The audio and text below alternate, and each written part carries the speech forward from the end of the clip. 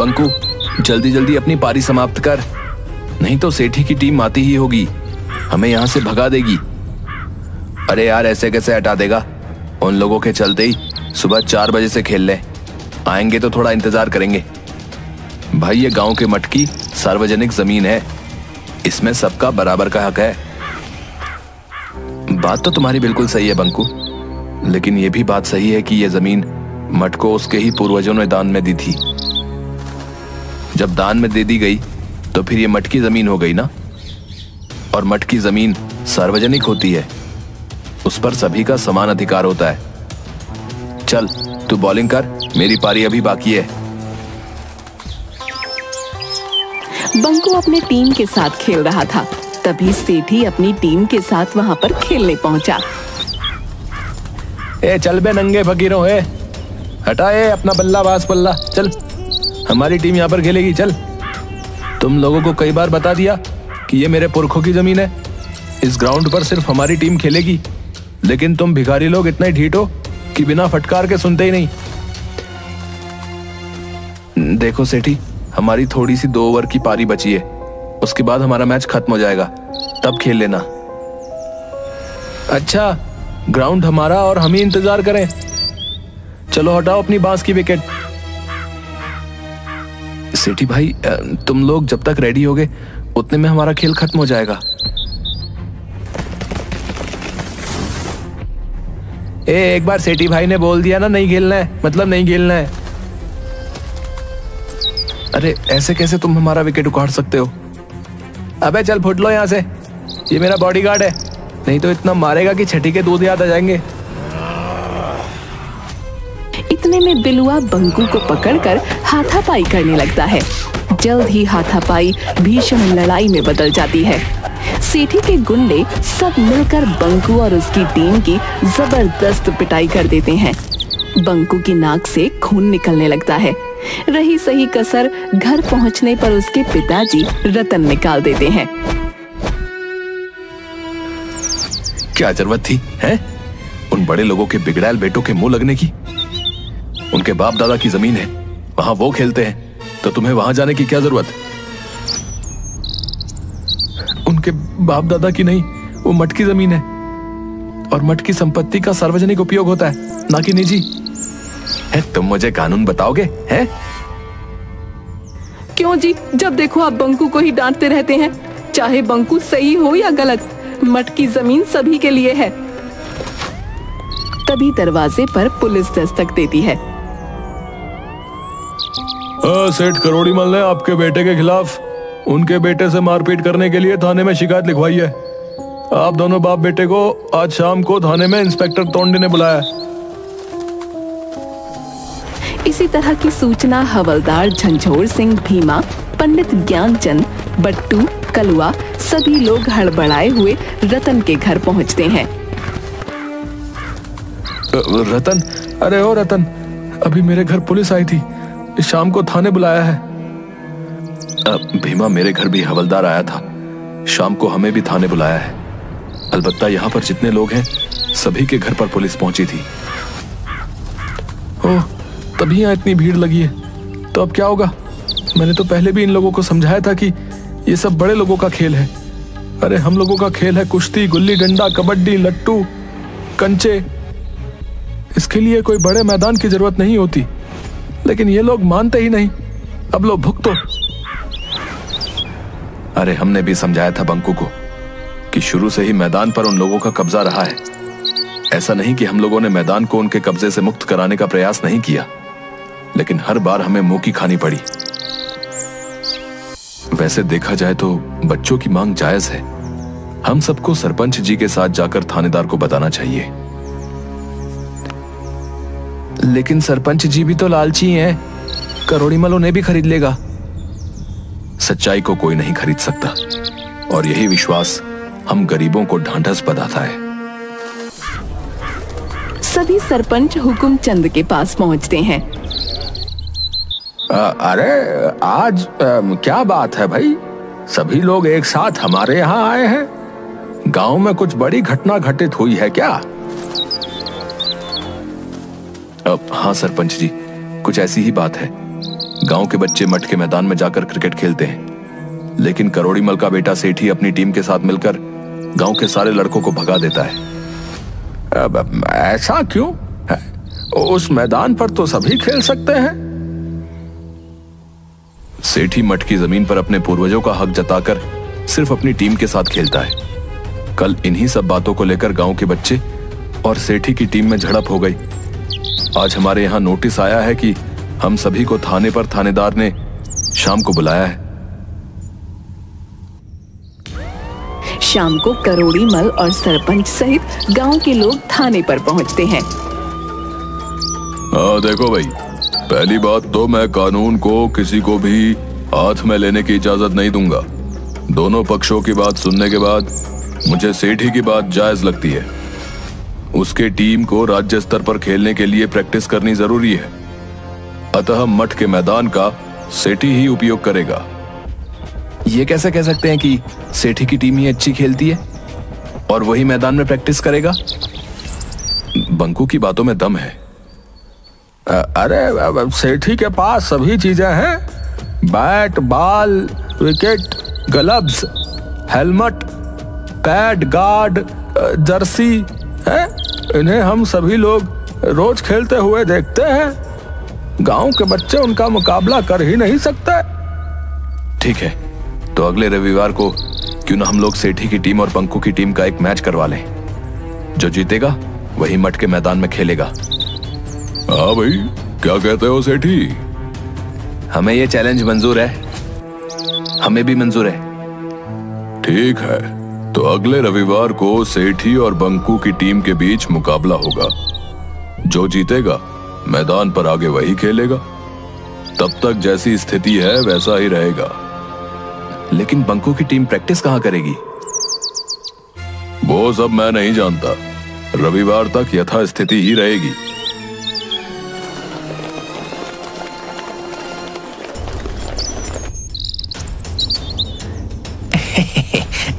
शाबाश थानेदार साहब, ये लीजिए अपना इनाम। सेठी की टीम के सामने वे लोग कहाँ टिकने वाले। बस रविवार के बाद मैदान का सारा झंझट ही खत्म। अंकल, वैसे तो हम सब मैच जीत ही जाएंगे, लेकिन मैंने राष्ट्रीय स्तर के खिलाड़ी सुधीर कुमार को बुलाया है। मैं कोई रिस्क नहीं लेना चाहता। इधर बंकू अपनी टीम के साथ। बट्टू, दीपू, कलवा, राजू, तुम लोगों पर ही गांव की इज्जत है। हर हाल में हमें मैच जीतना है। लेकिन हम लोग प्रैक्टिस कहां करेंगे? एक जगह है जहां हम प्रैक्टिस कर सकते हैं। कहां ऐसी जगह है जहां हम क्रिकेट की प्रैक्टिस कर सकते हैं? अभी तो सभी खेतों में अनाज ही लगा है। गांव के बाहर नदी किनारे वाला वीरान कब्रिस्तान। नहीं बाबा, सुना है वहां के बरगद के पेड़ पर भूतों और अतृप्त आत्माओं का वास है। हमें याद रखना होगा कि हिम्मते मर्दा तो मददे खुदा। हम सभी को दिल मजबूत कर हिम्मत के साथ प्रैक्टिस करनी होगी। हमारे पास वक्त बहुत कम है। दूसरे दिन से सेठी मठ की जमीन पर अपनी प्रैक्टिस स्टार्ट कर देता है। दूसरी तरफ बंकू अपनी टीम के साथ गांव के बाहर वीरान कब्रिस्तान में अपनी प्रैक्टिस जारी रखता है। बट्टू, तुम कीपिंग करोगे। राजू, तुम स्लिप पर रहोगे। कलवा, तुम्हारा थ्रो बहुत अच्छा है। तुम लॉन्ग लेग बाउंड्री पर रहोगे। नहीं, लॉन्ग लेग बाउंड्री पर भूतों वाला बरगद का पेड़ है, मैं नहीं जाऊंगा वहां। ठीक है, वहां पर मैं रहूंगा। इसी तरह से दोनों टीम अपनी अपनी प्रैक्टिस जी जान से करते रहते हैं। आज शनिवार था। दोनों टीमें सुबह सुबह ही अपने अपने ग्राउंड में पहुंच चुकी थीं। दोस्तों, पिछले 5 दिन से हम लोग प्रैक्टिस कर रहे हैं। कल हमारा फाइनल दिन है। हमें अपनी जी जान लगाकर हर हाल में मैच जीतना है। हम जो गलतियां पिछले 5 दिनों से करते आए हैं उन्हें दोहराना नहीं है। चलो बट्टू, बैटिंग करो। मेरी गुगली से बचकर दिखाओ, गिल्लियां बिखेर दूंगा। ठीक है, पहले बॉल तो फेंक, बाउंड्री पार नजर आएगी। ये ले बच। बट्टू लॉन्ग लेग में जोरदार छक्का लगाता है। वाह बट्टू, लंबा छक्का। अरे ये तो पेड़ पर चली गई। भाई शाम भी हो गई, अब बॉल कौन निकालेगा? सभी लोग बॉल निकालने और न निकालने के असमंजस में रहते हैं। भाई 6:30 बज गए, रात हो गई। मैं तो जा रहा हूँ, मुझे भूतों से डर लगता है। हाँ यार, डर तो हमें भी लगता है। रुक, मैं भी चलता हूँ। एक एक कर सभी चले गए।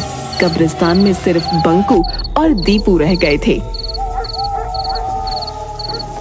अरे यार, आज पूर्णिमा की चांदनी रात है। दीपू तू नीचे रुक, मैं पेड़ के ऊपर चढ़कर बॉल खोज कर लेके आता हूँ। ठीक से चढ़ना। पेड़ के ऊपर गधैया भूत और भटूरिया भूत आपस में बातें कर रहे थे। अरे ये कौन हमारे पेड़ पर चढ़ा आ रहा है भाई? किसकी शामत आई है? लगता है अभी जो नीचे बच्चे खेल रहे थे उन्हीं में से कोई ऊपर आ रहा है। शायद उन्हें हमसे डर नहीं। अभी बताता हूं बच्चों को। अरे अरे अरे अरे अरे, ऐसा नहीं है। पहले जान तो लो कि वो क्यों इतनी रात में अपनी जान जोखिम में डालकर यहां आ रहा है। ठीक है। कौन हो तुम? ऊपर कैसे आ गए भाई? तुम्हारी इतनी हिम्मत? दीपू, जो अभी तक हिम्मत रखे हुए था, वो भूत की आवाज सुनते ही बिना पीछे देखे भाग गया। बंकू डरते हुए सारी बात भटूरिया और गधैया को बताता है। तुम सही कह रहे हो लड़के, इन्हीं के पूर्वजों ने हमें मारकर दफन कर दिया था। डरो मत बच्चा, हम तुम्हारे साथ हैं। जहां अन्याय होगा मैं तुम्हारे साथ रहूंगा। अब आप लोगों को लोग बदमाश बोलते हैं। अरे असली बदमाश तो करोड़ीमल, सेठी, हुकुमचंद और थानेदार टोंडे जैसे हैं। ठीक है, कल का मैच हम लोग भी देखने आएंगे। याद रखना, सिर्फ तुम हमें देख व सुन सकते हो। दूसरे दिन मठ के मैदान में दोनों टीम पहुंच जाती हैं। थानेदार टोंडे अंपायरिंग करते हैं और हवलदार झंझोर सिंह कमेंट्री। नमस्कार दोस्तों, मैं झंझोर सिंह सरताजपुर के मठ के मैदान से आपको लाइव कमेंट्री सुनाने के लिए उपस्थित हूँ।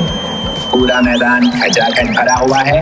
आज एक तरफ सुसज्जित बहुत ही सुंदर जर्सी में सेठी की टीम और दूसरी तरफ पतले दुबले दिनहीन नंगे पांव वाले बहुरंगे कपड़े पहने बंकू की टीम मैच खेलने को तैयार है। ये देखिए, टॉस जीतकर सेठी ने पहले बल्लेबाजी का निर्णय लिया है। भाई वो तो सुधीर कुमार लग रहा है। वो राष्ट्रीय स्तर का खिलाड़ी है। बंकू, तुम इसका विरोध करो। सर, ये राष्ट्रीय स्तर का खिलाड़ी सुधीर कुमार हमारे गांव से नहीं है। देखो बंकू, प्यार और जंग में सब जायज है और ये भी एक जंग है। अगर तुम अपनी हार मान लो तो वॉक ओवर दे देता हूं। नहीं, आखिरी क्षण तक हम लड़ेंगे।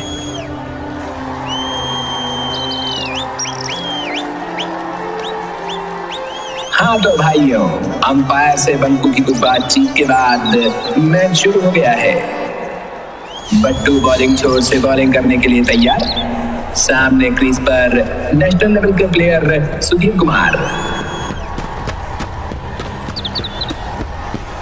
और ये पहली बॉल, और पहली ही बॉल को सुधीर कुमार ने बाउंड्री के पार पहुंचा दिया है। लग रहा है कि खेल एक तरफा होने वाला है। और ये तीसरी बॉल पर भी छक्का। सुधीर कुमार ने पहली 3 बॉल पर ही छक्के लगाकर आगाज दे दिया है कि अंजाम क्या होगा।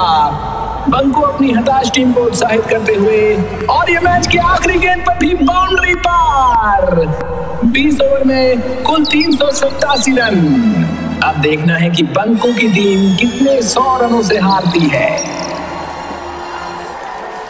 बंकू की टीम का आया राम गया राम की तरह 3 ओवर में 13 रन पर 8 विकेट गिर जाते हैं।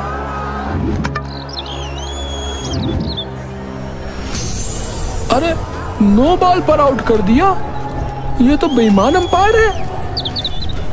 अब हमें ही कुछ कमाल दिखाना पड़ेगा। बंकू, यह अंपायर बेईमानी कर रहा है। हमने कहा था कि अगर बेईमानी होगी तो हम तुम्हारी मदद करेंगे। ठीक है, प्यार और जंग में सब जायज है। दर्शकों, आपको बता दूं कि 3 ओवर में 13 रन पर 8 विकेट बंकू की टीम गिर चुकी है। हमें लगता है कि 4 ओवर में ही खेल समाप्त होने वाला है। बंकू और दीपू क्रीज पर नए प्लेयर आए हैं जो सेठी की बॉलिंग का सामना करेंगे।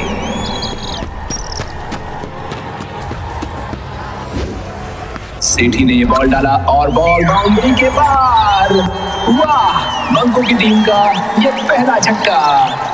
दूसरी बॉल सेठी की और फिर बॉल मैदान के बाहर। लगता है बंकू कुछ देर टिकने वाला है और ये तीसरी गेंद भी छक्का। हैट्रिक बंकू की ओर से कमाल कर दिया गया है। अरे अब तो लगता है कि छक्कों की बारिश शुरू हो गई है। दोनों तरफ से छक्कों की बरसात। पिछले 4 ओवर में एक भी रन दौड़कर नहीं बनाया गया है। चौके और छक्के ही लगे हैं। 4 ओवर में 120 रन की रिकॉर्ड साझेदारी। स्कोर 7 ओवर में 133 रन 8 विकेट पर। समझ में नहीं आ रहा कि क्या किया जाए। लगता है हम मैच हार जाएंगे। अरे ऐसा नहीं है, अभी भी 254 रन 13 ओवर में चाहिए। हमें इस जोड़ी को तोड़ना होगा। गधैया अंकल, आप हर बॉल को पकड़कर बाउंड्री पार जाकर छोड़ देते हो। कहीं हमारी चालाकी पकड़ी ना जाए। अरे तुम बस नजारा देखो। सेठी और सुधीर कुमार आपस में मंत्रणा करने के बाद फिर से तैयार। सुधीर कुमार बॉलिंग छोर से और दूसरी ओर दीपू ने गेंद को उछाल दिया है और बाउंड्री पर बिलवा ने कैच पकड़ लिया है। लेकिन अरे ये क्या, बिलवा तो पीछे ही जा रहा है और बाउंड्री के ऊपर गिर गया। टेक्निकली ये 6 रन और बंकू के खाते में गए। गधैया भूत भाई, इतनी बेईमानी भी ठीक नहीं।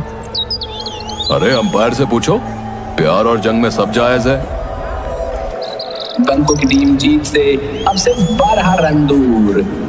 अगली बॉल बहुत अच्छे बंकू ने रोक दी है, लेकिन ये क्या, सुधीर कुमार ने बॉल पकड़ के बाउंड्री की ओर फेंक दी और ये गेंद भी ओवरथ्रो के माध्यम से 4 रन। अगली बॉल बंकू के बैट से टच करते हुए सीधा कीपर के हाथों में और ये 9वां विकेट। लेकिन ये क्या, कीपर के हाथों से बॉल निकलकर सीधे बाउंड्री पार। असंभव, अकल्पनीय, अद्भुत। मैंने अपने 40 वर्षों के इतिहास में ऐसा चौका पहली बार देखा है।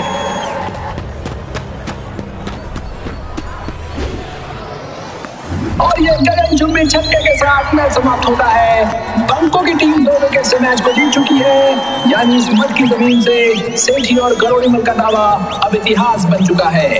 अब इस मैदान पर गांव के सभी बच्चे खेलने के लिए स्वतंत्र हैं। गांव के सभी लोग दौड़कर बंकू और उसकी टीम को कंधे पर उठाकर मैदान के चारों ओर चक्कर लगाते हैं और जयकारे लगाते हैं। बंकू गधैया भूत और भटूरिया भूत को बरगद के पेड़ की ओर जाते हुए देख रहा है। बंकू की आंखों से लगातार खुशी के आंसू निकल रहे थे।